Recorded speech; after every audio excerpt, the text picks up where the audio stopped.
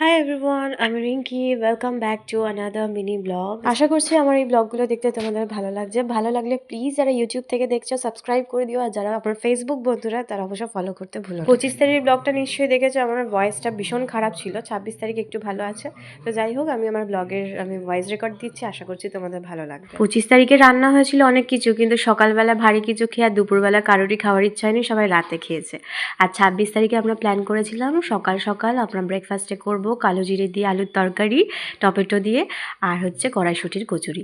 সেই মতো আমি, আমার ননদ, আমার পিসিরা, মানে পিসির শাশুড়িরা সবাই মিলে একসাথেই করেছি।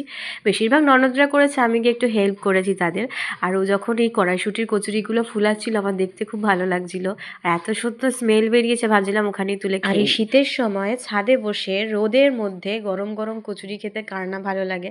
তো যাই হোক, আমরা ব্রেকফাস্ট করে রেডি হয়ে চলে গেলাম একটা দিদির বাড়ি, কারণ সামনেই আমাদের একটা বিয়ে বাড়ি আছে। ওর জন্য ব্লাউজ লেহেঙ্গাগুলো ওখানে সেলাই করতে দেওয়া হয়েছিল।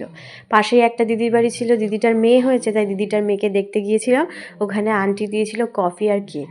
তারপর ওখান থেকে ফেরত আসার পথে আমাদের বাড়ির সামনে একটা আন্টি ফুচকা নিয়ে বসে, সেখানে ফুচকা খেয়েছি। তারপরে লাঞ্চ করেছিলাম, লাঞ্চটা শেয়ার করতে পারিনি। বিকেলের দিকে চলে গিয়েছিলাম আমরা মেলায়। মেলায় তো বাচ্চা নিয়ে গেলে যেন কেমন হয়, প্রচুর দুষ্টুমি করেছে, তেমনভাবে ঘুরিনি। প্রান্তিকে গাড়িতে প্রথমবার উঠে ভীষণ মজা পেয়েছে। ফেরার পথে পটেটো টুইস্ট খেয়ে যে যার মতো বাড়ি চলে এসেছিলাম।